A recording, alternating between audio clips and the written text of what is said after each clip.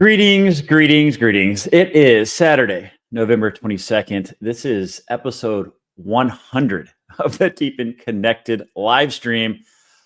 Really appreciate anyone that's in here with me today. I normally don't come on Saturdays, but I figured it was very timely with the markets in complete turmoil right now.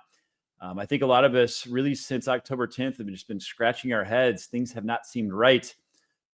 We now have a lot more details. I'm going to cover the events that led up to the Black Swan event, exactly what happened. We've seen some videos with Tom Lee circulating.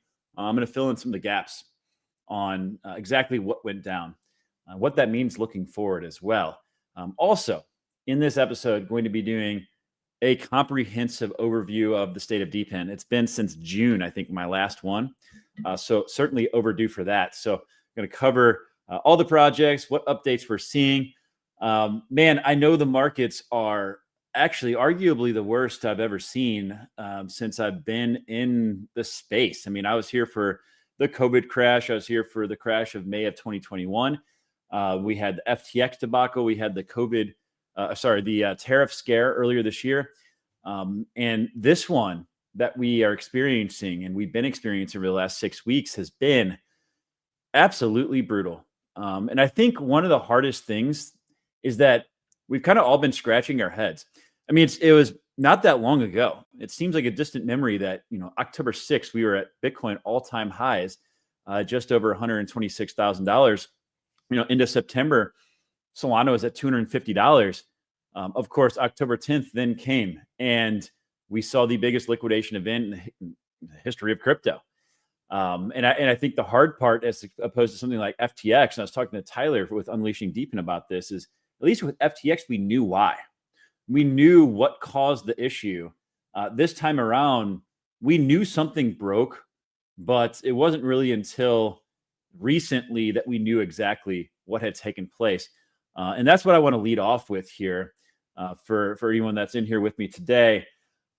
We've seen this video circulating a lot over the last couple of days with Tom Lee of BitMine, of course, the Ethereum treasury, digital asset treasury company. And I want to play a couple of clips from this. And then he's a little bit vague. I'm going to fill in the gaps for you all on the details he leaves out. But I'm going to start this off here. Echo of what happened October 10th. But on October 10th, that liquidation was so big, Brian, it really crippled market makers. And our market makers are critical in crypto because they provide liquidity. I mean, they act almost as the central bank in crypto. And if they've got a hole in their balance sheet that they need to raise capital for, they need to reflexively reduce their balance sheet, reduce trading. And if prices fall, they've got to then do more selling. So I think that this drip that's been taking place for the last few weeks in crypto reflects this market maker crippling. And so in 2022, it took 8 weeks for that to really get flushed out. We're only 6 weeks into it. So I kind of concur. I think crypto, Bitcoin and Ethereum are in some ways a leading indicator for equities because of that unwind and now this sort of limping and weakened liquidity. So we've obviously, since October 10th, we knew something majorly broke. And he touched on it here. We had some market makers really get hit. And since then, it's been pretty dire. I also want to play this, and then I want to fill in some of the gaps because this is the part where he's asked which market makers were the ones that were the issue. I need to reshare this. I've got a lot of tabs open for the show today, so might have a little bit of an issue with some of the audio. I might have to reshare a couple times, but that's okay. Okay, so I want to play this clip as well for some further context. Is in crypto. One of them is called ADL, okay, and that's an automatic liquidation feature that would take place if someone's account or their collateral drops in price. It's essentially like a margin call. On a specific exchange, a stablecoin's price varied from other exchanges. It actually, stablecoin should stay at $1. It dropped to 65 cents. But that only happened within the exchange quotes, within this exchange because of liquidity. That triggered an ADL, an automatic liquidation across many accounts. It wiped out as that spread across other exchanges, right? Because liquidations cascade. Almost 2 million crypto accounts got wiped out, even though minutes before they were actually profitable accounts. So who is behind this? Like, who's the they in the market makers and they got hit? Who's the they? Well, Brian, I am aware of names, but because I'm not someone who wants to name names, I think what you should keep in mind is that this error is actually essentially a bug. Well, okay. I get it. He's the CEO of BitMine. He doesn't want to step on toes. But I don't care. I can step on toes. This is something that I've covered in some live streams before, but there's some additional details here I'm going to cover that I have not covered up until this point. But of course, this is the CEO of Wintermute, one of the largest market makers that works directly with Binance very regularly. I'm going to play this clip from him, and then we're going to dig into some of those new details that I'm talking about here. We will see a lot of, basically challenges from a lot of trading firms to a lot of exchanges in the coming days and maybe weeks, because I can tell you, like for us, for example, some of the ADL fields we got were very strange. So again, this ADL, this is essentially being liquidated or margin called if you're on leverage. So it just didn't make sense for us. Like there were like some perpetual positions where we got ADL, like on Binance and some other platforms, and like, okay, it's fine to get ADL if you can hedge, but also like our challenge was like sometimes you'd get ADL to completely ridiculous price. It just didn't make any sense. Like the most ridiculous case, I think it was, I don't know, price we got ADL was, let's say. So again, he calls out Binance by name here, says they got liquidated at prices that didn't make any sense. And, I played this clip before, but we didn't have the details that we do now. Of course, right after this too, Binance came out and launched this Together initiative out of the kindness of their heart. They're like, hey, we're going to, give out $400 million to people that got liquidated in volatile times. Okay. If this is when I first saw this, I was like, this is the most obvious admission of guilt I've ever seen. Okay. Without users, there is no Binance. Okay. So what exactly happened? I think this article does a really good job talking about it to fill in the gaps here.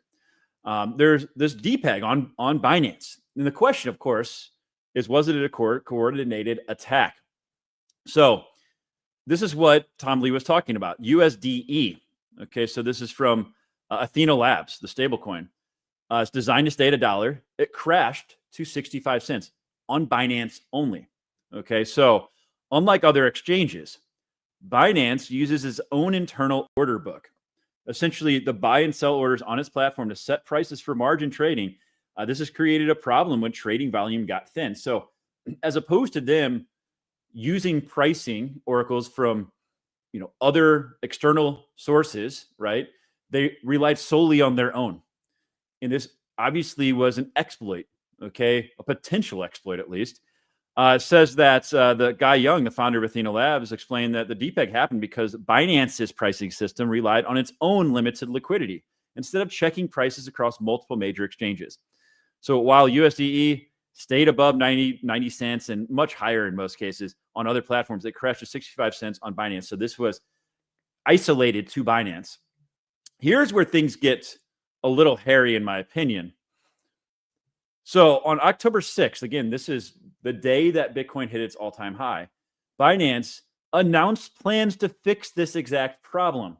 It said that the exchange would switch from using its own order book prices to more reliable external data sources. Of course, though, they said that this was scheduled for October 14th, so they didn't fix it right away. They announced that, hey, this is a potential exploit. We're going to fix it. But it left this 8-day window. Of course, within that 8-day window is when we saw October 10th take place in this Black Swan event. So this crypto journalist, Colin Woos, pointed out that the timing wasn't random. Between the announcement and the planned fix, attackers had a clear opportunity. Binance's risk team knew about the vulnerability but hadn't closed it yet. And I think this is weird.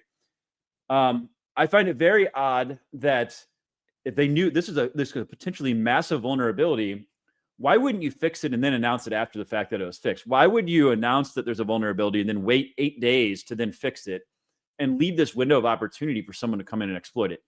That seems weird to me. Okay, so here's basically what happened.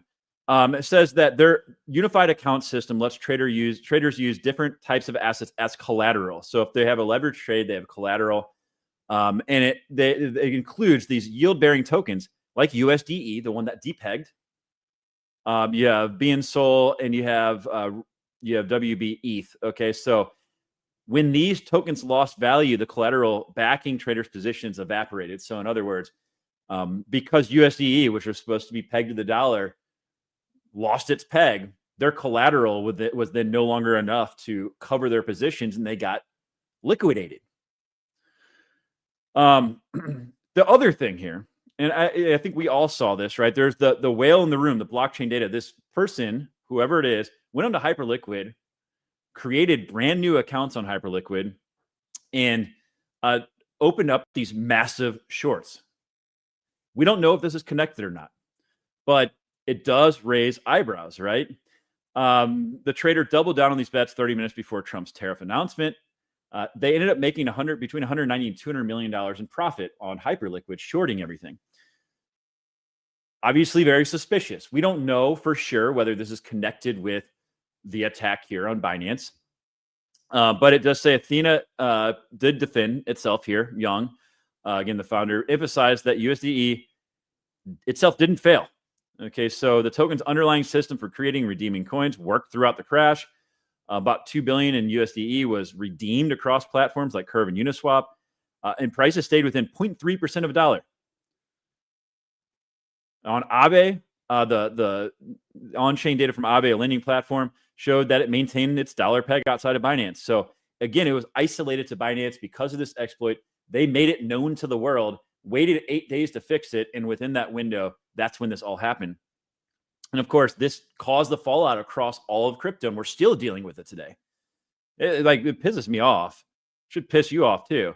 It says what's clear here is that Binance's decision to use internal order book pricing for collateral liquidations created a dangerous vulnerability.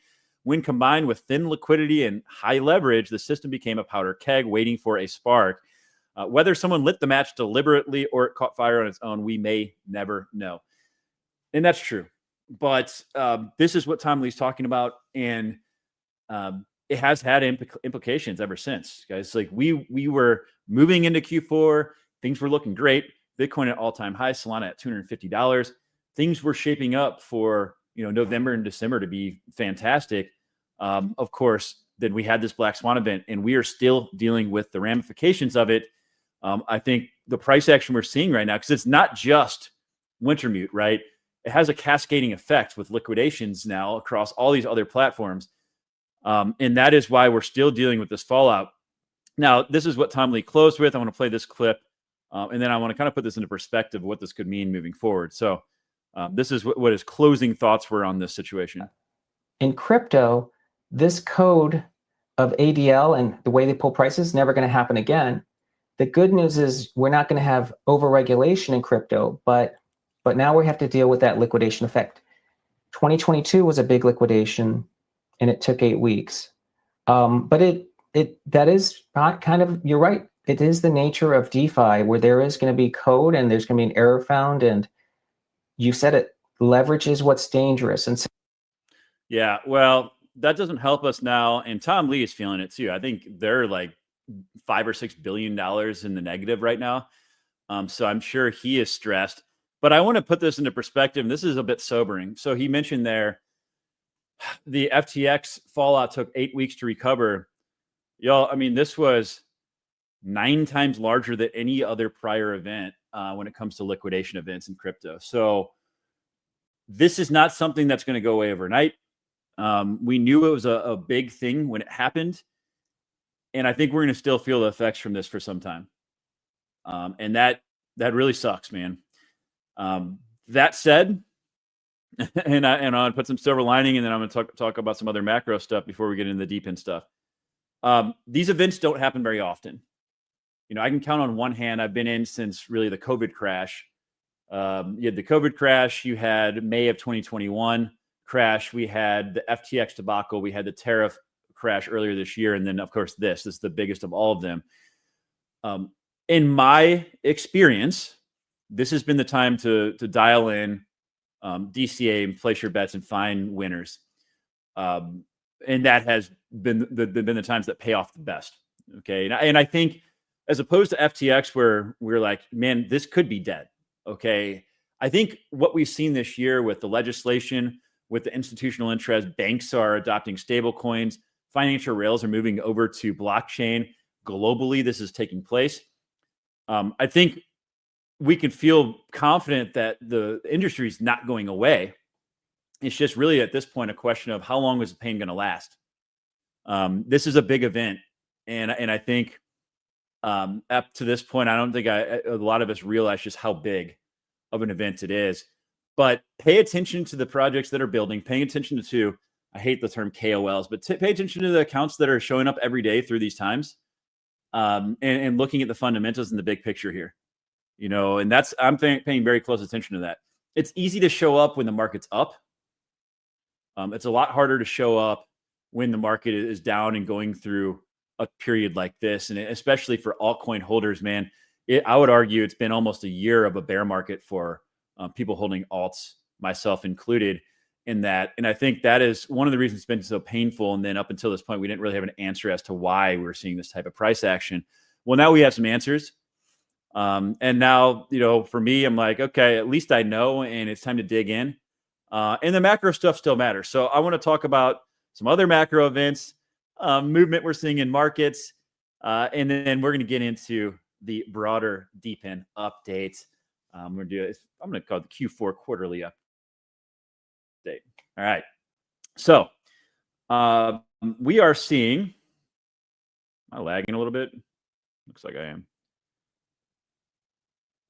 I'll pull this up. Here we go. We are seeing some movement in markets, of course, with the upcoming December FOMC meeting. In particular, there were some comments that led to some big swings on Friday. So that was yesterday.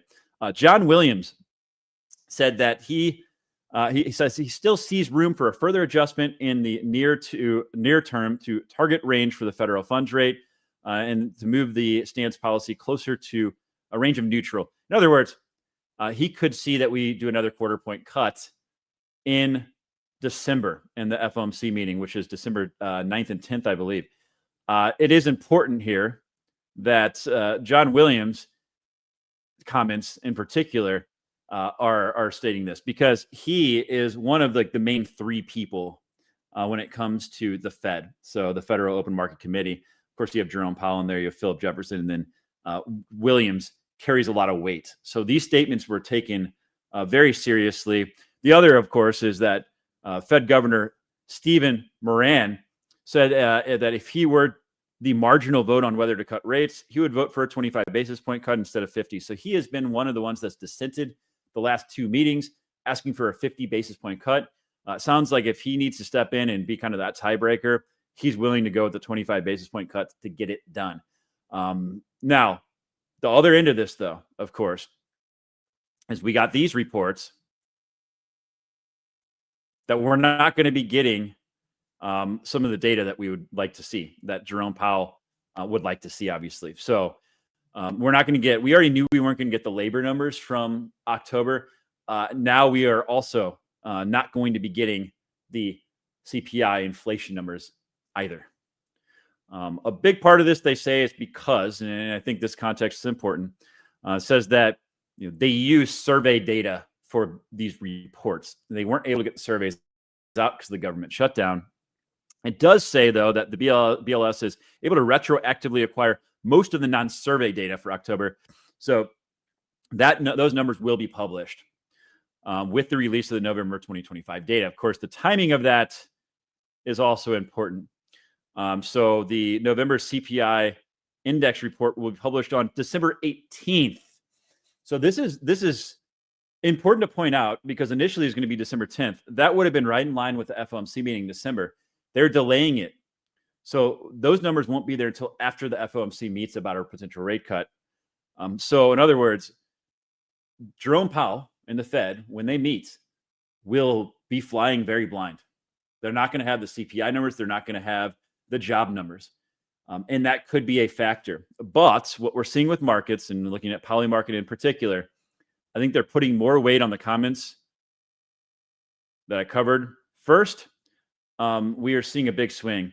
Obviously, look at this. I mean, this is insane. But now we went from just 2 days ago, a 34% chance of a rate cut to now a 30-point swing in the other direction, a 65% chance, 2/3 chance that we do see a rate cut again in December. So the one thing I'll point out here, as we get closer, we should get more clarity. But man, this back and forth, markets do not like uncertainty. This is not great, okay, for price action. And of course, again, looking at that meeting, December 9th and 10th, it's the next FOMC meeting. Any of those accounts out there saying, oh, the Fed's meeting tomorrow to cut rates, like, I see this stuff like every week. Don't follow those accounts. In fact, I would block those accounts. December 9th and 10th is the next FOMC meeting. The only other thing I want to touch on in regards to the macro before we get into the crypto side of things is the Japan reverse carry trade. And this is something that's been coming up quite a bit over the last week. I've covered it throughout the year because it is very important. This right here, the yield on the 40-year Treasury, is starting to come back down on Friday. Okay, this is for Japan's 40-year Treasury. If we look at the 10-year, we're seeing a similar trend here, and that is coming down as well. This is really important. So the Japan reverse carry trade is when you look at the Bank of Japan has basically bought up their debt, kept their rates very low for a very long time. What we've seen over the course of time is people will go over, take out loans in the yen at very low interest rates. Then they'll move it into other currencies like US dollars. They'll invest that in the stock market to get a better return than the interest they're paying over in Japan, or they'll invest in real estate and other investments. And this works fine, but if we start to see this rate go up, and subsequently we see the dollar versus the yen and the strength change, that can unwind that trade, and it can force people to sell off their stocks, sell off their investments in order to cover themselves on that trade.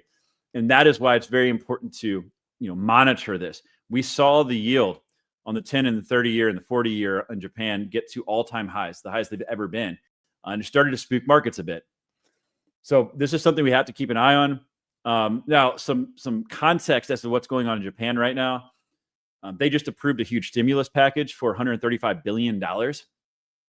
They said that the package was based on 3 pillars. So they're addressing rising prices, which seems odd to print money and give money out if you have rising prices, achieving a strong economy. It makes sense to print money to stimulate your economy, and strengthening defense and diplomatic capabilities. Okay, well, whatever. This part is weird, though, the addressing rising prices. And that is why I think you'd have to look into this a little bit further. It says Japan's core inflation in October rose at its sharpest rate since July. So they're seeing inflation problems. They're also seeing the dollar strengthening a lot against the yen. And this is something that they don't want to have happen. And for that reason, and this is why we're not out of the woods yet, Bank of Japan is nearing a decision to actually raise rates. And they're saying it could happen sooner than later. I can't say what month it'll be, but in terms of distance, we're close. So markets will absolutely react to this if they announce they're raising rates. Get ready for it. Okay, this is a threat that we have to have on our radar. Okay. Oh man, a lot going on the macro side of things. All right, guys, let's talk about some crypto stuff. I'm going to touch here on Bitcoin, Ethereum, Solana, and then I'm going to spend the rest of the session here on DePIN. So very excited about that. I haven't done a fully comprehensive DePIN update in quite a while. Obviously, I cover DePIN projects and updates regularly on my live streams, but it's been a while since I've done a full-in extensive updates. But let's take a look real quick at Bitcoin. Sitting at just under 85,000. We tagged down to under $80,000 the other day. I remember it was not long ago where there were people that are like, we're never going to go below 100,000 again. Well, that did not age well, guys. The key levels here are that we need to get back above here, 85,600. If we can break back above that, We could potentially see a reversal coming, but in the interim, man, I am looking at chop, maybe even more potential downside. And again, a lot of this is stemming from October 10th still. The liquidity that we saw sucked out of the system, really, I mean, the contagion spread, not good. Not good, guys. But, potentially, have we formed a local bottom? Potentially. But again, that is the key number, 85,600. Ethereum looking ugly as well. Back under 3,000. We're back under the 2,800 key level there. I don't have any Ethereum exposure right now. Solana, $125. Again, into September, we are at $250. Crazy times, how quickly things change. Obviously, guys, a lot of us were caught off guard. That is the definition of a black swan event. You can't see it coming. I don't think any of us expected the largest liquidation event in history on October 10th. Here's some silver lining, though, with Solana. If you look at their spot ETFs, we've had 18 straight days of positive inflows from institutional investors. That's big, man, especially in these conditions. So yes, we've seen the price selling off, but these spot ETFs have seen positive inflows. Again, 18 straight days. So that's big for Solana. And I think right now it's just, okay, how long does it take for things to normalize? And when it comes to liquidity, we have plenty of catalysts, man. I mean, all the good news, people have largely ignored it because the price action's been horrible, but you have to remember, we have the stablecoin bill. We have the Fed is going to want to bring stablecoins online as quickly as possible because they're going to be buyers of our debt to bring rates down. You have not only the stablecoin legislation, but we have some other legislation I'm going to touch on here in a minute that's going to be coming up.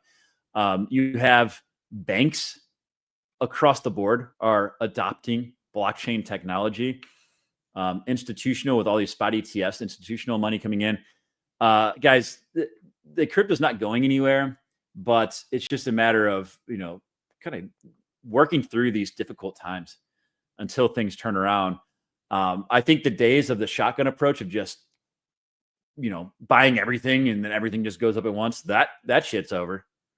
But really, when we look at DePIN, and that's what I want to talk about here, DePIN, in my opinion, is setting the stage to have a massive rebound. And I think we haven't even really seen a true DePIN cycle at this point. We saw something small back in March of 2024, but I think utility is going to take over. I don't think all DePIN projects are going to really necessarily do well. I think we could see even some of them washed out and during this down period. But I think right now is the time to be paying attention to who's building, who's having customer announcements, whose fundamentals are growing. And if history is any indication, back after the FTX debacle back in 2022 and 2023, those were some of the best returns by far that I've ever experienced. And I think that, while a lot of people are running and hiding right now and don't want to talk about DePIN, and, maybe there's not as much engagement right now because people are bored. They don't want to pay attention. People are exhausted, frankly. I get it. Now, in my opinion, is the time to show up and really be doing the research in finding those hidden gems because things are very undervalued if you're looking at the right projects. Okay. Not everything is undervalued. Some things have just come back to the mean. There's a lot of, bullshit in crypto. I truly believe 99% of the tokens out there are going to fail. But I think DePIN is a shining spot where you can find some serious hidden gems. And I think some of the ones I talk about today, now, I'm not going to cover every DePIN project out there. I'm going to cover the ones that I personally am invested in. So none of this is financial advice, but, and I mean that sincerely, like your risk tolerance is going to be different than my risk tolerance, can be different than someone else's risk tolerance. Like just because I'm investing in these projects doesn't mean that other people should be invested in these projects. Okay. But I am going to cover the ones that I am personally investing in, that I've been consolidating. I've trimmed some other positions. If I don't cover a project you're excited about, it's not because I don't think it's going to succeed, but it's just not probably in my portfolio. All right. Julie in the house. What's up? Who's ready? Who's ready for the Q4 DePIN update? Let's kick this thing off. All right. This is the first thing I want to talk about from a broader standpoint, guys. I think this is some of the biggest news of the year when it comes to DePIN. This is an official statement from the SEC website. I posted this, I guess it's been a couple of months now, but DePIN does not satisfy the Howey test and therefore does not fall under the SEC as a security. So this was really big news back on September 29th of this year. So opening up the door, giving us some clarity, much needed clarity that we've been waiting on for years.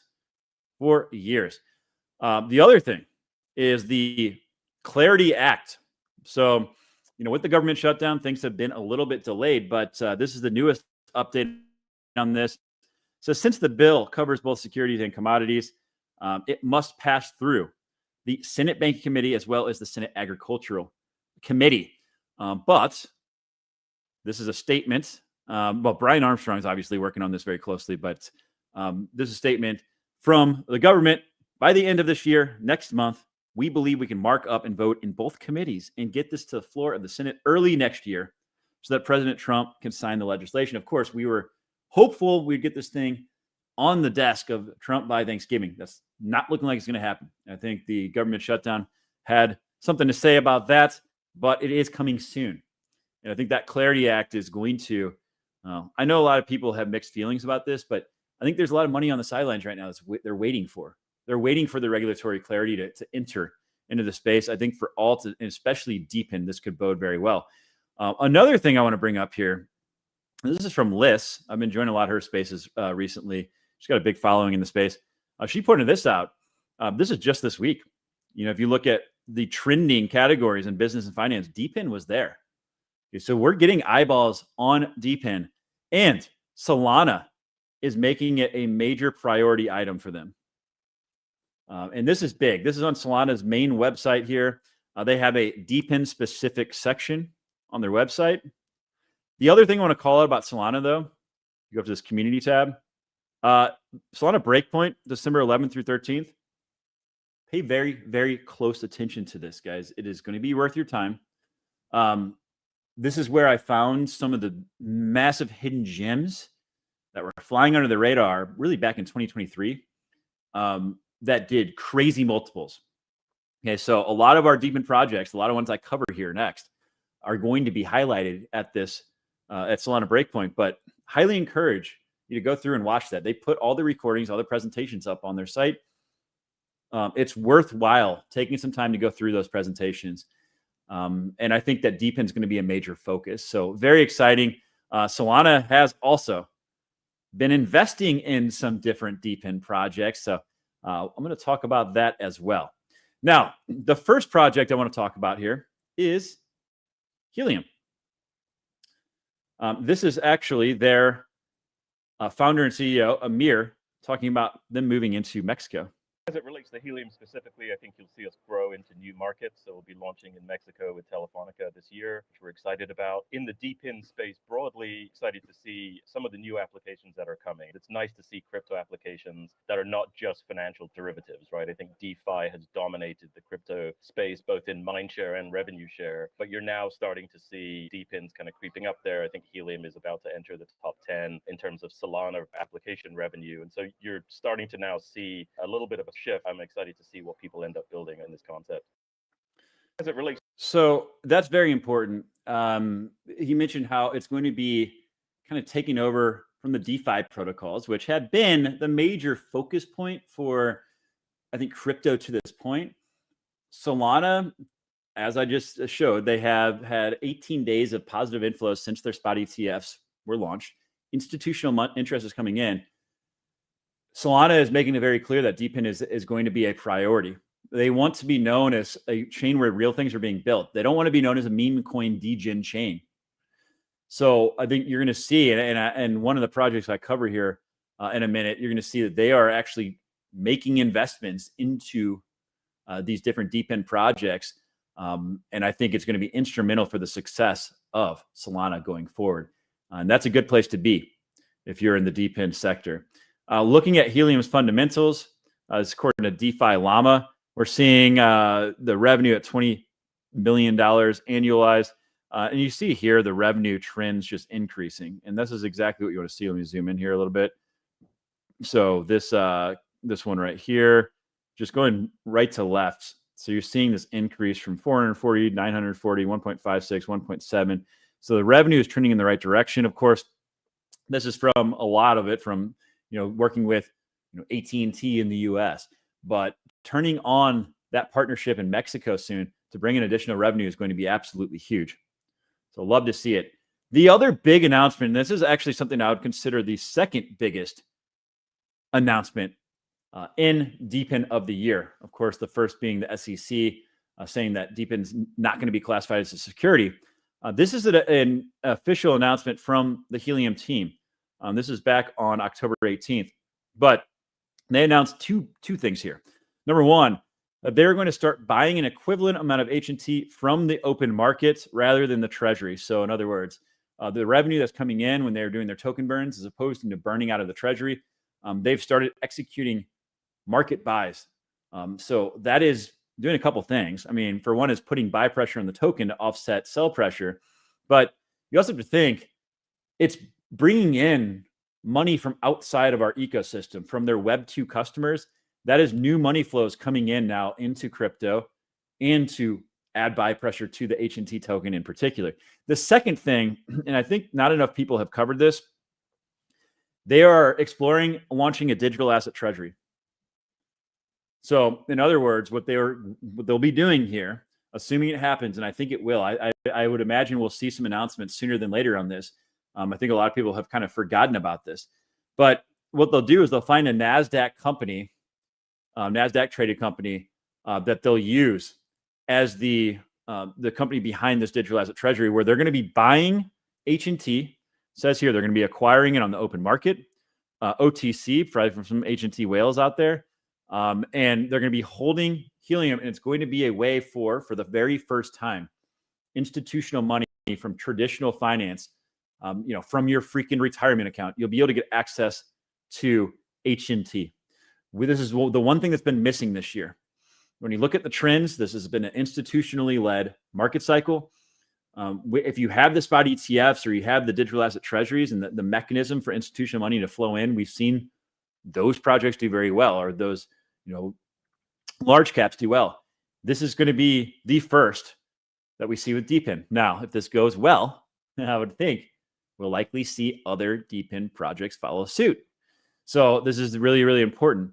And it says here, we are highly enthusiastic about bringing Helium to new audiences, particularly public market investors with whom we believe our story about the future of wireless connectivity, not just another crypto story, will resonate deeply.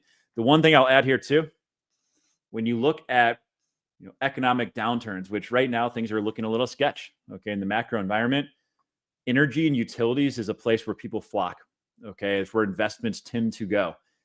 This is going to be a play now where you can get exposure to a utility play, okay, and it's leveraging blockchain technology. So they're going to be kind of at the forefront here. They're going to be pioneering this for DePIN. I think it's incredibly exciting, and I don't think it's being talked about enough. The other thing I'll point out here, their deflation price threshold, as long as HNT right now with their revenue, current revenue, is below $2.48, it is net deflationary, meaning that there's more tokens being burned than are being put out in new emissions. So the supply is effectively decreasing as long as the price is below this. And this is always going to change. As more revenue comes through the door, this threshold then changes along with that revenue. Of course, right now, guys, we saw this big washout.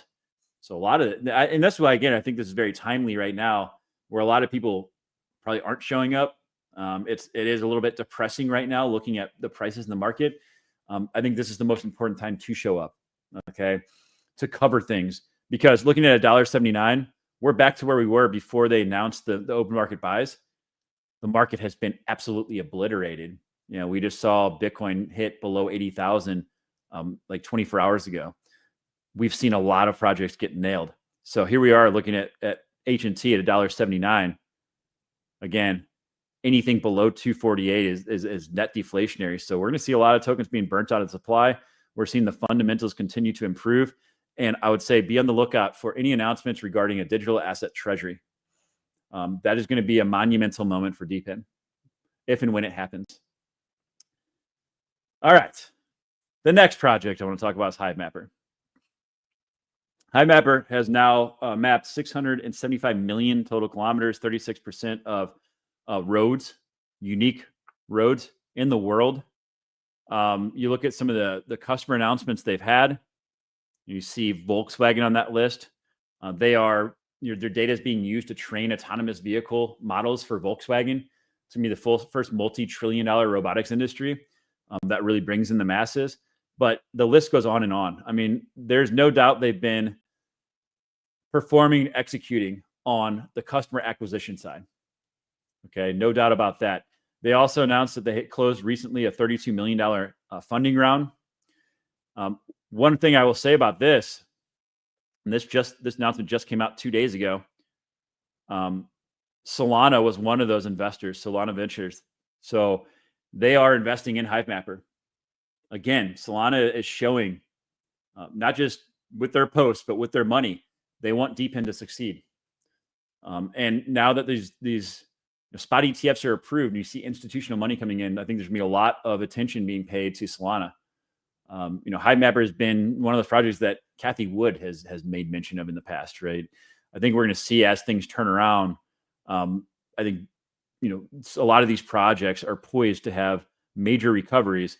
The other thing they did in this investment round, and this allowed them to do this, as opposed to you having to pay for the hardware up front, they are now launching a monthly plan to lower that cost of entry on the front end, especially for you large-scale deployers out there. If you're a business owner and you have a lot of vehicles in your fleet, this takes away that upfront cost.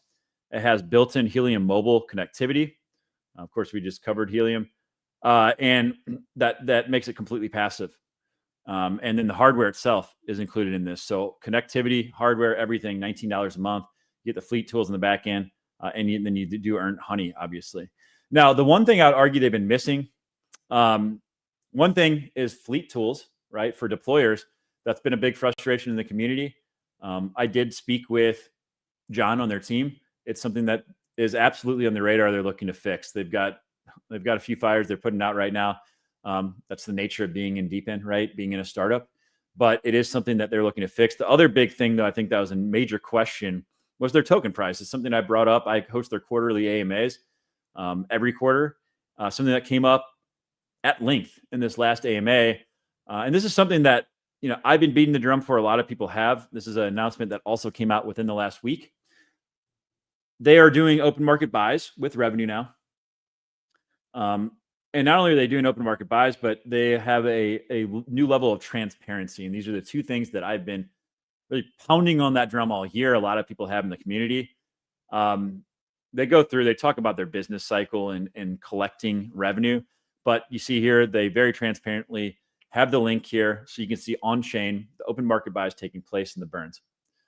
Okay, so this is something we've been wanting to see for some time. It's great to see. Obviously, the token price has been absolutely annihilated. It's not fun to look at, guys. This is below where we were in the last bear market, in the early days of HiveMapper. And this is a theme for some of these projects that I'm going to be covering here. A lot of these are below where we were in the last bear market. So you can look at that in a couple of different ways. We can sit here and lick our wounds and say, I'm done with DePIN, I'm getting out. Or you can, identify the projects that, hey, are building, that you believe will make it through this trying time. And I think those projects that make it are going to bounce back in a really big way. When you look at all of the underlying foundation for DePIN, it's set. The stage is set for us to have, I think, this rocket take off when the market conditions improve, when that does happen. So, that's kind of how I feel about HiveMapper right now. I do have a lot of videos of HiveMapper on my YouTube channel. So if you are watching on X, make sure to subscribe to my channel. It's linked in my X profile. Okay, so definitely check those out. And again, I host their quarterly AMAs on X Spaces every quarter. The next project I want to talk about is GeoNet. So I'm going to give you a quick summary of what GeoNet does and how the technology works. So this is, these are called GNSS, or Global Navigational Satellite Systems. So there are a number of them across the world. If you're in the US, you're probably very familiar with GPS. Okay? You have several. You have GLONASS is Russia's. I don't know how to say that. Beidou, maybe, is China's. Galileo is in Europe. And then you have a couple of regional ones here. Japan has a regional and India has a regional. So those don't span the whole world, but they do cover their own countries. So these different satellite systems consist of really anywhere from 25, in this case, to 31 satellites. Now, you connect to them to triangulate your position. So like with GPS, when you pull up GPS on your phone, you're connecting to 4 different satellites. You know, there's 31 that are spanning the world, but you need to connect to at least 4. That's why when you're in like the city, sometimes you get spotty coverage because you have buildings around you, have, like, you know, obstacles.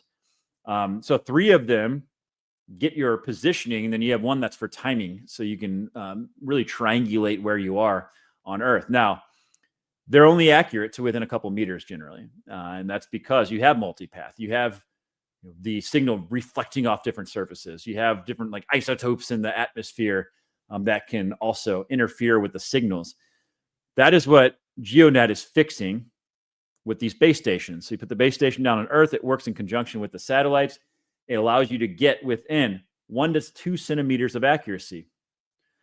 So there are a lot of use cases where this is very important. When you think about drone surveys, you think about robotics, okay, autonomous vehicles. You think about autonomous self-driving agricultural equipment. So these are all cases where you need to have very high precision. That 1 to 2 centimeters really matters. You can't, get by with 2 meters of accuracy. So that is what GeoNet has been building out. They continue to grow. I've actually covered this project now a couple of times this week. I think they've added like 40 miners in the last like 3 days. So absolutely insane what we're seeing here. If you zoom out on the map, you'll see the amount of coverage they have across the world. The other thing, though, is they're getting a tremendous amount of usage. Pretty much all of their stations are getting daily usage at this point. So that's huge. They also have a very solid tokenomics model, very similar to what I was talking about with Helium and now HiveMapper doing open market buys and burns. GeoNet's the same way.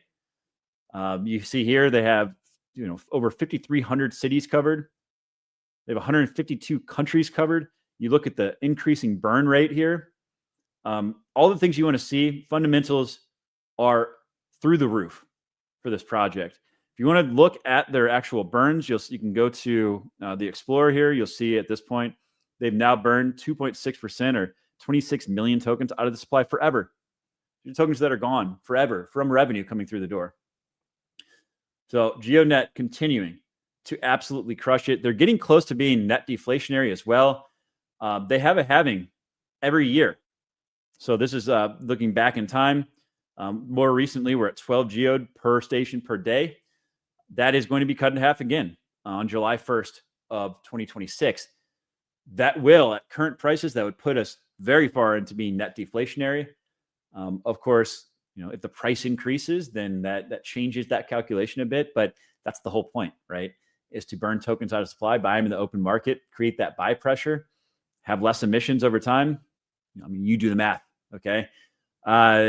This is actually my biggest holding. Now, they also announced a couple other big announcements recently. They are to deal with the tariffs. They have started manufacturing in the U.S., so good on GeoNet there. Guys, they run a tight ship. They're a very well-run project. You have Mike Horton at the helm.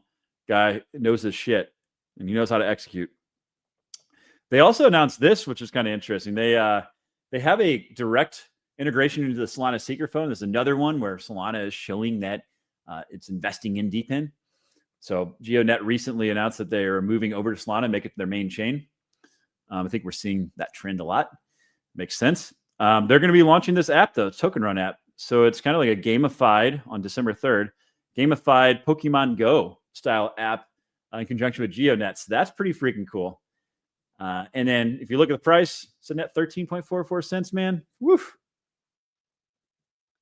You know, market conditions, awful. But for me, pay attention to the fundamentals, pay attention to who's building, who's showing up. These are the times to dial in, to lock in. I also have a lot of videos. I'm an interview with Mike Horton. Got an overview video. I've covered GeoNet quite a bit. So check that out on my YouTube channel. I have a playlist specifically to GeoNet there. Okay. The next project we're going to talk about is Rover. Rover has a direct connection with GeoNet. They are using LiDAR. So basically, their units send out a laser signal, bounces off different surfaces, returns, creates a 3D model around the vehicle. This data is incredibly important for training autonomous vehicles. It's also going to be very important for robotics in general when they need to understand the ground truth of their environment. So very unique data set, very valuable data set. Here are their two devices. You got the light cone, you got the Tarantula X.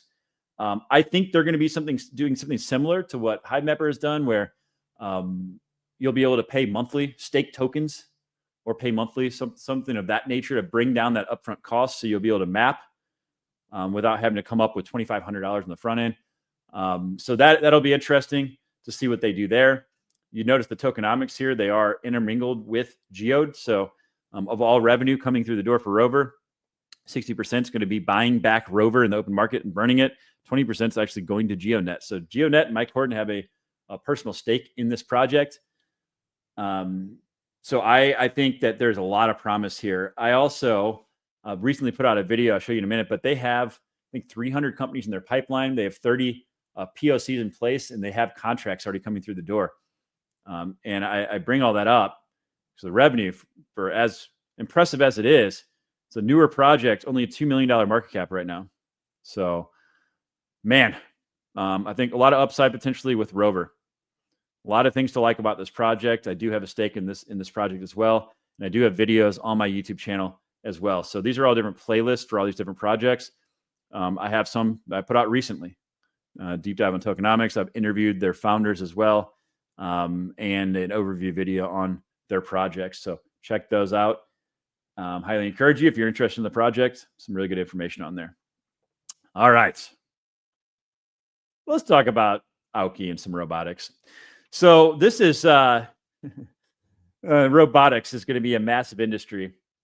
When you look at the robotics as a whole, China is so far ahead of us, it's actually crazy. So you look at the amount of industrial robots installed. I mean, just look at that chart. Freaking nuts, man. Absolutely nuts. Also, when you look at how they're handling the robotics scene versus the US is basically relying on a few centralized entities. No shock there, right? But when you look at what China is doing, quite different scenario. They are taking a much more decentralized, open source approach. Just take a look at the amount of robotics manufacturers across China. This is freaking nuts. Now, this is the first part of it, right? Building the actual robot itself. And we saw this. You might have seen these videos that were circulating recently with Neo. This nice home robot. Down a $200 deposit. Look, it'll freaking vacuum your house. It'll do your dishes. Look at that little guy. Here's the problem and the caveat. It needs humans to do your chores. So, in other words, these things aren't going to be right out the box doing chores in your house on their own. There's going to be a person somewhere else in the world operating with cameras in your house, operating these robots. No, thank you. Okay. And that brings up the whole use case for Aoki, because you have a lot of these companies that are manufacturing the robots. And right now they're looking to manufacture them, scale them, etc. The next big thing, though, is how do you make them useful in the real world? You know, how do you make these robots do things that bring value to the world? And that is exactly what Aoki is doing here. It's their website. They're building the real world web. And I want to play this video with Nils, their CEO. I think he does a really good job in this summary here. It's about a minute long about exactly what they're doing. So let me pull this video up for you. printed out a piece of paper that looked like mess and taped it to the floor of the grocery store.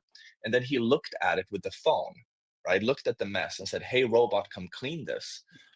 And a robot came over because it understood, because they're in the same sense of space, what the phone is talking about. This is the future of human robot interaction. You know, like the human and the robot need to be in the same coordinate system. It's just a problem like nobody thinks about. So interesting. And obviously like retail makes a ton of sense as a place to start. Ultimately, what we believe, Sam, is there's not a single job that is performed in the physical world that wouldn't benefit from an AI copilot. And at CES this year, right, when Jensen gave the keynote, he said, we've gone from generative AI to now agentic AI, but the next and final frontier is physical AI. And that is because the majority of the world's economy is still tied to physical locations. Like when you build that bridge, when you bring AI into the physical world, that is an automatic 3x increase on the TAM of AI. Man, what they're doing is mind-blowing. And I know, again, in the US and Europe, we're not seeing the robots so much, but that's why I showed the Chinese and what they're doing with robotics. It is already massive over there. They have a huge head start. A lot of that is because the government invested heavily in robotics. They knew they had a population problem. They didn't have enough youth and a declining population to where they can't do all the labor that's necessary.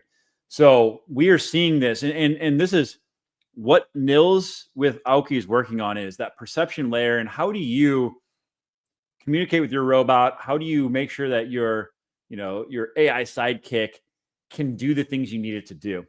They've got a few different mechanisms, right? You got your phone, you got the camera on your phone. He showed that to you. And that is one thing that they're working with this Cactus product, working with retail locations all over the world. They actually just had a big customer announcement I'll talk about here in a minute in the US. But this has allowed, in particular, they're working with a lot of grocery stores, but this allowed you to create digital tasks with photos and descriptions. And they're finding that it's been very beneficial to these companies. They did a case study here. So on average, it saves an employee 15 minutes per day. So if you're the manager of the business, you can go out and leave virtual notes all over the store so that the employee can follow that throughout the day. And it's cut down and made it a lot more efficient for them. But they've also seen that the productivity has increased quite a bit. So they're working with, I think, like thousands of locations. But as I mentioned, they also had their first paid pilot in the US. So the Fortune 500 company that is implementing their Cactus product. So very big. So that's on the mobile phone side, right? Your cell phone and the cameras. The next thing they're going to be doing is with virtual glasses. So there's some open source glasses, very lightweight, that they're working on right now to build use cases. And they're going to have the ability to build applications that you can use in conjunction with this. But this will allow you, your robot, basically, to see what you're seeing and be able to add that extra level of communication with your robots to be able to help it navigate the real world. And as he mentioned too, the QR code, their whole thing is, a robot can go into a place it's never been before. It'll be able to scan a QR code. It'll be able to navigate that space in a decentralized way. So you're not storing all of your information on a centralized server. And not only will that robot be able to navigate that space, but you think about, I showed that picture of, they're going to have hundreds of robotics manufacturers. They need to be able to navigate space amongst each other from different brands. So they're creating the real world web. You think about, the World Wide Web for humans. You're thinking now the real world web for robots. And this is going to be their digital map, if you will, for them to be able to commingle and be useful in the real world. It's super freaking exciting, man. They also announced this partnership, $16 billion real estate giant. Now, I don't think it's like a huge deal, but it is a paid deal that they're starting to work on something with this group as well. And they have revenue in the seven figures. Okay, so they have revenue coming through the door, mostly with that Cactus product, but the humanoids, they're coming, guys. And what Aoki is doing, is making waves. They're getting a lot of attention. Nils was just in San Francisco at a robotics conference. He said when he walked through the door, he had several people come up and they knew exactly who he was. So Aoki is getting recognition in the space. They've really turned a corner over the last, I would say, 6 months, where they're seeing a lot of these robotics groups are reaching out because they've been focusing on manufacturing the humanoids. The next part is, hey, we need to be able to make these things useful. They've had several of these robotics companies. They're based out of Hong Kong, by the way. Aoki is. They've had several robotics companies come into their headquarters, and they're like, this is exactly what we're looking for. So the future, in my opinion, is very bright for Aoki. They also announced this partnership earlier this week with GAIB. So again, Aoki is creating the real world web so they can browse physical spaces such as stores and warehouses. GAIB is the economic layer for AI robotics infrastructures, bringing all these assets on chain, tokenizing robots. So very cool to see that partnership. And again, I think that the future is just so bright, especially when you have their CEO on the stage with people like this. You got Arthur Hayes and CZ there. Y'all, robotics, it's coming. It's coming. You look at the price right now. Again, another one that has just been beaten down, sitting at what, 12.87 million, just over 1 cent. This is one that hasn't had its run yet. They had their TGE, I believe, last August of 2024. So let's take a look at where this is, a year from now. I'm excited about it. I also did a space. I had Nils on one of my spaces. I do these almost every Tuesday. Highly encourage you to listen to this one. It was a good session. He really talked about their origin story and everything that they're working on today, and really the robotics landscape as a whole. It was fascinating. So encourage you all to check that out. Let's talk about the next one here. That is 375 AI. I've covered this one quite a bit recently. So I'm not going to bore you, but I'm going to bring up some new info that I haven't covered about 375 AI to this point. Of course, they have their app that you can download. You can earn for free by participating with the app. The other thing they have is the 375 Edge. So they're putting these cameras all over billboards around the country. They have an exclusive partnership with Outfront Media that has over 40,000 billboards. They have NVIDIA chips. They're doing everything through AI processing at the edge. You look at their different customers. It's in here somewhere. You've got public safety. So think about an Amber Alert, be able to identify where a vehicle is and like right away. That's pretty freaking cool. Autonomous vehicle companies. So I cannot stress that enough. The first multi-trillion-dollar robotics industry, they need more data to train their models. Freight and logistics, they've been strategically placing these cameras near ports. You got quant traders. So these hedge funds are always looking for more data points to fill in the gaps, and obviously advertising agencies and media companies. So they want to understand the different trends across the economy. So they're going to be able to get this brand new data set monetized in different ways. But the thing I really want to talk about is their leadership, but another team member I haven't talked about before. Of course, I've talked about Harry at length. He was in Forbes 30 under 30. He was the CEO of Linksys for a couple of years, raised a bunch of money for them. He had a very successful exit. Let's see, I think they exited for like $315 million. One of the companies he co-founded. But the guy I want to talk about here is Nico. And he actually was the founder and CEO of this Tada. So this is important. So this was basically like Instagram before Instagram. And they had tens of millions of people download this app. So he has been, and it's not the only app he's worked on. So you kind of draw the connection here. Their app already has 300,000 downloads. I think that they're going to end up leveraging this in a lot of ways that we don't think about today. There's going to be a lot of new revenue streams, I think, that they're going to use this app to leverage. So I think when you have someone like that on your team that has extensive history working with applications, I'm really excited to see what they can do here. So I've focused a lot, obviously, on the data set on the billboards. I think that is incredibly valuable. But I think there are going to be a lot of other, total addressable market that they can capture with their application. It's something that I've kind of glazed over, haven't spent enough time on. but something I wanted to cover today. The other thing, I've covered this before, but their early investment rounds of $10 million, those investors bought in at 5.5 cents with a 4-year unlock period.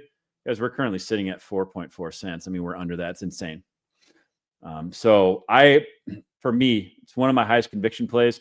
I've actually, this is kind of crazy because they just had their TGE recently, but I have so much belief in this project that, I know GeoNet is my largest holding, but I have now made 375 AI my second largest holding in my DePIN portfolio. So I am a big believer in what they're doing. I did just put out a deep dive on their project. Guys, you should definitely check it out. Okay, I go into a lot of the nitty-gritty details. I also have an interview with their CEO, Harry, on my channel. So again, if you haven't subscribed to me, make sure to do so.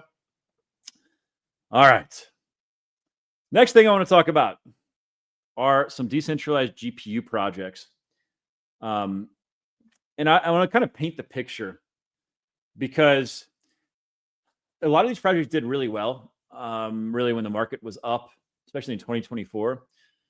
But I want to talk about the fundamentals behind these projects. The AI narrative people talk about.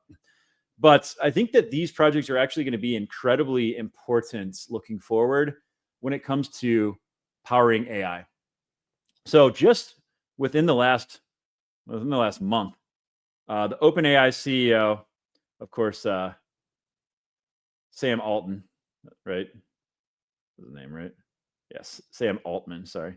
Yeah. So the CEO of OpenAI, Sam Altman, came out just within the last month saying that electrons are the new oil. So we've been hearing this, the GPUs are the new oil, data is the new oil. The electric grid has some major problems ahead, some major headwinds ahead. In fact, OpenAI urged the White House to substantially increase the U.S. investment in new energy capacity to stay ahead of China and AI. Well, what's he talking about? Well, when you look at electric generation by country, take a look at what China's doing. Okay. We're seeing a similar trend here, right? With robotics and the amount of robots they're deploying. Look at what they're doing with energy. Why would that be? Well, yeah, they're adopting EVs, but they understand that the big AI push is going to require a tremendous amount of electricity. The US, on the other hand, we have not done anything near what we need to be doing here. This is a big, big problem. In fact, I have a video on my channel you should watch talking about just this, the X factor, electricity. I think I put this out a couple months ago. And I talk about a lot of different investment opportunities to hit on with this problem that's coming up. So here's something that people need to realize when it comes to AI. I think a lot of these projects that I'm about to talk about here, they're using decentralized compute. So they're kind of acting as like the Uber or Lyft.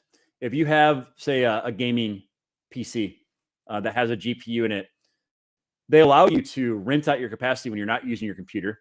And then people can rent your capacity somewhere else in the world. And then these different projects are kind of the platform to connect the person with the excess capacity with the people that need it.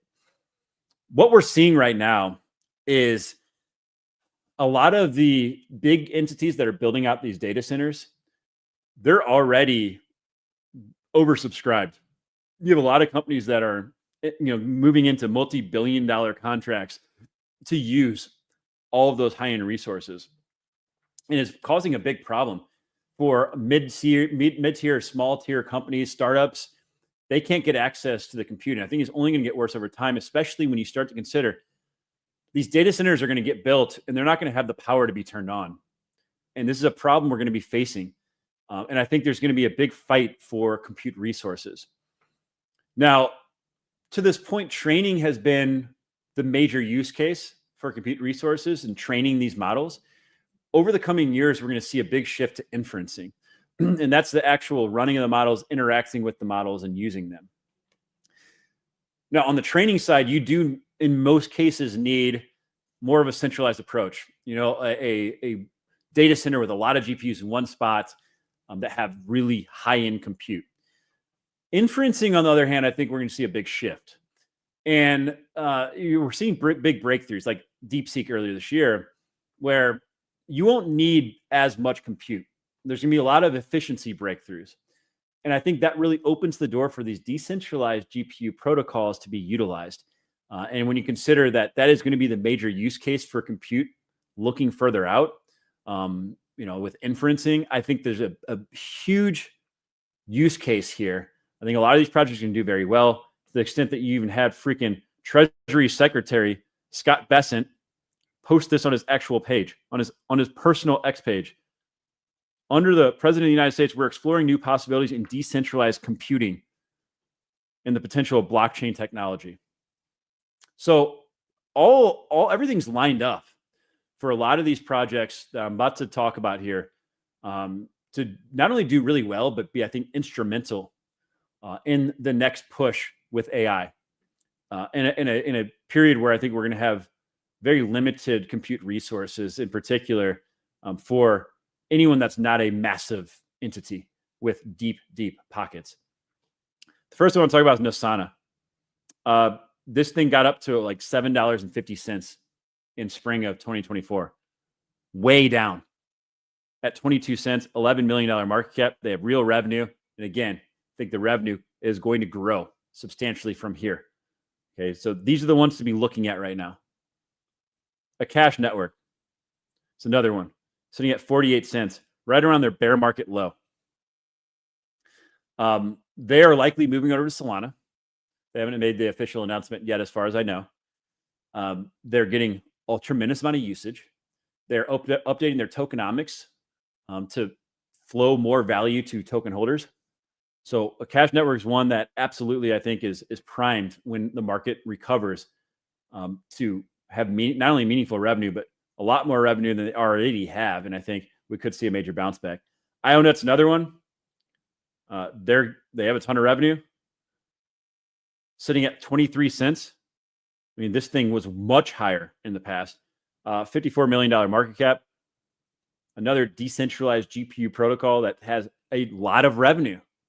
So I think they could have a massive bounce back. I bring up Aether. It's a little bit of a larger cap here, $230 million market cap, but they're getting usage. And Aether is the first DePIN project to have their token added to the balance sheet of a publicly traded company.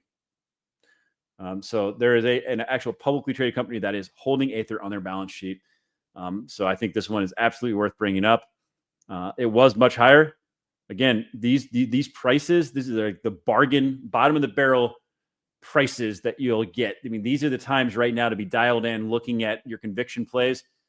In this sector, as I painted the picture, I think decentralized compute is going to be very important. I think we're going to see a lot of these really bounce back hard. Okay. Exhibits. I've talked about this one a number of times. They are building out data centers. In fact, they're flowing, their resources are flowing through. So a lot of these other projects I've already mentioned. Render. I didn't bring up Render, but Render's another good one. You've got IONET, a Cash Network. Aether's on here. They also are working with Nosana. I don't know if they've added that on here or not yet. So this group is going to be really the high-end compute. I believe they don't have a token yet, but I believe they are expected to have their token by the end of Q4. So I'm keeping an eye out for that. But this is another behemoth. But all of these, Nosana, Akash, IONET, Aether, keep an eye on Render, and then Exhibits. One other one I want to bring up, the space. They're more on the collateral side of things, but they're collateralizing compute resources. USD.ai. They will have a token launch as well. So get this one on your radar. Follow them. They only have 27,000 followers. They've done a lot of raises recently, and they're oversubscribing. The amount of money they're raising is insane. So make sure that one's on your radar. And as far as Exhibits goes, another one where I have interview with their CMO. I have an overview video. I've covered them a number of times. So again, if you don't subscribe to my channel, make sure to do so. It's a growing theme here. I've covered all these, done much more in-depth analysis on them. Of course, today I'm more so covering the updates. Okay. So that is the Exhibits and USD.ai. Those are a couple that are going to be launching tokens. Another one I want to cover here that is going to be launching a token in December is Daba Network. So they're building out Wi-Fi across India. They have big backers, Multicoin Capital. You have Borderless on there. One thing I want to point out here, though, is the number of hotspots they've deployed. Guys, this is going absolutely bananas. They're up to 54,562 hotspots deployed. They've sold 21,542. So they're continuing to install these things. So as they sell more hotspots, you'll be able to just claim basically the spots that they already have been installed in. So freaking nuts, man. The other thing that they announced is that they have a partnership with Domino's in India. So they're installing internet for all these Domino's across India. It does go here to say that the network is already consuming 292 terabytes of data daily. It's insane, guys. I think they have some other big partnership announcements coming. They've also, because they're getting internet all over India, they're partnering with other projects, like Wingbits is one. So they're doubling down with other DePIN projects. So DABA, TGE coming up in December. It's another one I've covered on my channel. I've interviewed their founder. I have a deep dive video. I've covered them several times. So check those out if you want to learn more about DABA Network. A couple others that are having TGE. Tashi Network. Their TGE official date coming up on December 4th. They recently announced a partnership with GeoNet. They're basically creating a decentralized compute network for gaming servers. It's a big problem with games today. The servers are extremely expensive. You see a lot of games that are shut down. There's a big movement in Europe right now against being allowed to shut down for consumer protection. If you buy a game, you should have that game, especially as you see more and more digital games. People are no longer buying physical copies. So they're hitting that sector, massive market. They're also getting into basically a coordination layer for robotics. So keep an eye on Tashi, TGE coming up again on December 4th. You can launch a node on their network as well and earn. Deep Network, another one. TGE is supposed to be coming up in Q4, I believe. Decentralized node network. They had Nerd Nodes, another company where they already had workloads that they're moving over to the decentralized network. I'm running one of their nodes, actually. So their TGE should be coming up soon as well. Woo! Man, this has been a session, guys. Last couple, I'm going to throw a couple bonus in here on the robotics side of things for you guys. Rice AI. Get this one on your radar. They are partnered up and in the same headquarters working with Aoki Network. Robotics play here. They have a very low market cap, $2.74 million market cap. And if we look at the chart here, this thing got up to 22 cents. So that's a freaking crazy multiple. But robotics, I think, is going to absolutely take off. The fact that they're in the same office, same headquarters, working with Aoki on a day-to-day basis, to me, this is one that could absolutely fly potentially when the market conditions improve. And last but not least, I want to bring up Ex Machina. Okay, so if you haven't noticed, there's a big theme today, guys. Robotics. This group is pooling capital and then investing in basically like privatized robotics plays. And that is the private sector getting into some of those. You have to have a substantial amount of capital in most cases. You can't go over there with like 10 grand and be like, hey, I want to invest in your company. They're raising millions of dollars, but by pooling with other people, you can get fractional ownership essentially and kind of get through that barrier to entry into different robotics investments. And I've said this time and time again, and I'll continue to say it. The AI movement we've seen, the money that's been made there over the last few years, robotics is the next one. So I think this project's super interesting. 48,300 followers on their page. Go to their website here. I think it's the Deus token. If you click on that, you'll see they have different auctions available. So they've had several waves. Wave 1, they did with Peak. Wave 1.5, they raised 500,000. Wave 2, they raised $1 million. More recently, 3 million. They'll have future waves to be able to get in. You can opt in for auction alerts. So you go. So I did sign up for auction alerts. Here are those different waves, by the way. So 3 million, wave 3 is 1 million, wave 2, 500,000, wave 1.5. So I imagine the next wave will be larger, but you can go ahead and get in. But again, you're basically pooling funds with other people to be able to get into investments in the robotics scene that you wouldn't be able to on your own. So pretty cool stuff there. Woo! Covered a lot, guys. That is what I got for you today. I'm going to actually edit all that out into a separate video. So if you follow my channel, I'll post it to X as well to cover the DePIN specific stuff. I'm probably also going to edit out that very beginning part where I covered what happened on October 10th. Man, it sucks. Like we were shaping up for things to be really incredible. October 6th, all-time high Bitcoin. We had $250 Solana into September going into October. Things were looking really pretty. And then obviously October 10th, Black Swan event hit.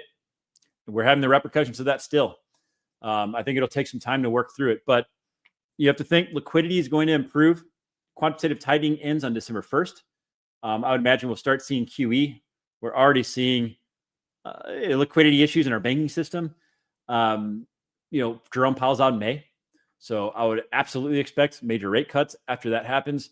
Quantitative easing, liquidity entering markets. Maybe we'll see a tariff check. I don't know. Not holding my breath. But keep in mind, midterms are in just under a year.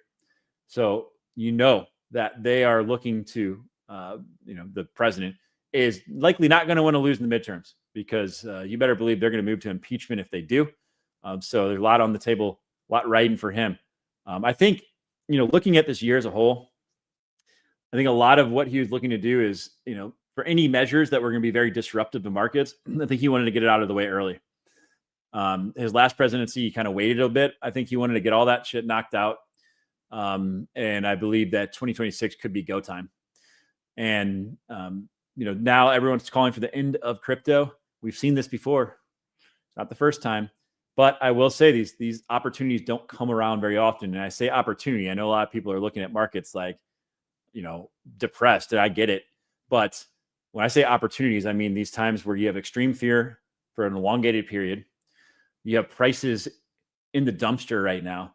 And fundamentally, DePIN hasn't, if anything, it's gotten much worse. But if anything, it's gotten much stronger this year, right? And all the projects I covered today, I think very, very promising. So follow me on YouTube. Check out those videos to learn more about these projects. And definitely make sure to attend my spaces. I do them almost every Tuesday. Follow me on X if you haven't already. Appreciate each and every one of you all. Have a fantastic weekend. Peace.